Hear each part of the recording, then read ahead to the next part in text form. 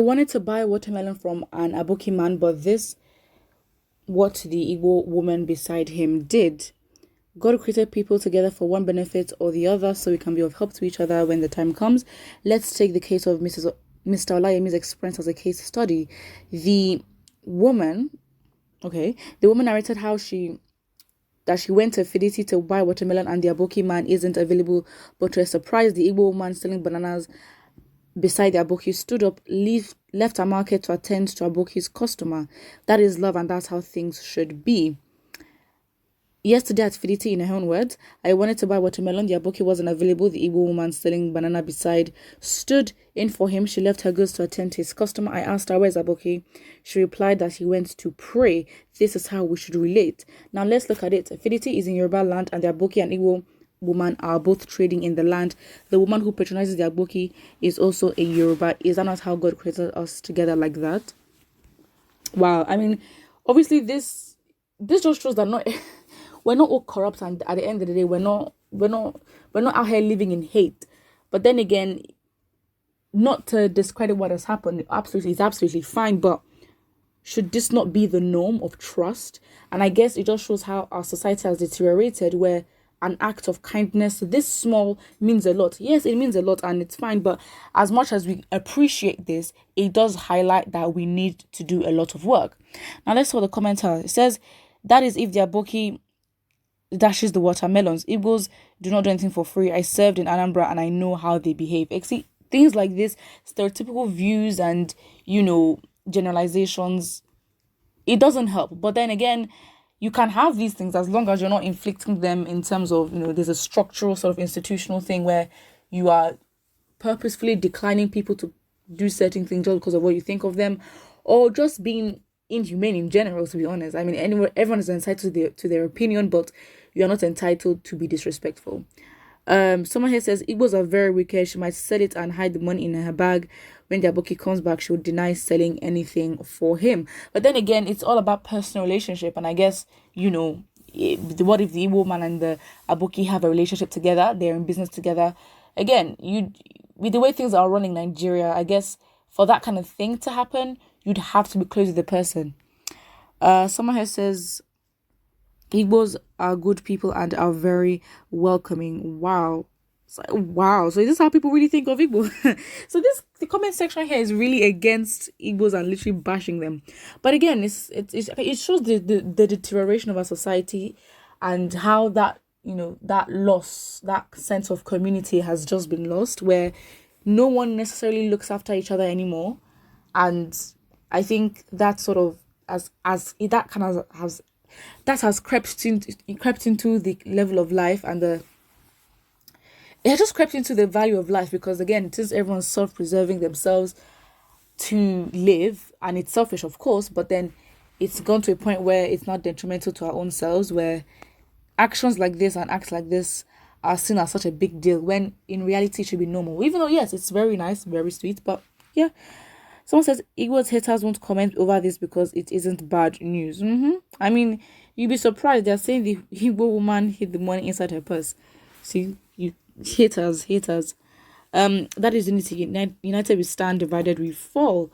True that. It's a good example, but again, for the kind of change that we want, I just don't think it's enough. I think that the first step is just for us to get information, and us being eager and just choosing not to be ignorant. Go and learn about your people, learn about how your present day ethnic group is and how it was formed.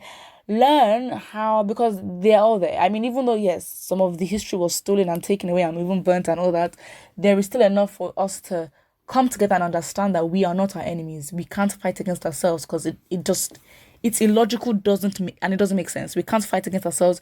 We can't necessarily unhealthily compete against ourselves for no just reason, which is just counterproductive. Someone here says, one may not understand what you mean by desisting from Nigeria. I assume you mean existing from Nigeria. However, what is happening in Nigeria is the handiwork of most Nigerian politicians. How many poor Nigerians can afford an AK-47? Yeah, I think that another problem as to why Nigeria will never never, but why the fight for progress and all that is very, very hard is because the poverty is so high. The poverty is absolutely high. Education is absolutely poor. Not necessarily formal education, but when it comes to exposure, understanding current affairs, understanding history, understanding technology, just not being, at the same level with the way the world is actually changing. That is a lot. And the poverty, at the end of the day, people are trying to survive. And I think that just shows how underdeveloped we are. I think us trying to survive should not be a thing. Even if it was, it should be to a very, very small rate, not necessarily like a whole. Even if you're rich, you still have to survive in terms of understanding your connections, understanding that infrastructure is absolutely poor. So you can't necessarily enjoy your money the way you'd want to, because the country is just made of hardship. The systems in the country is just hardship.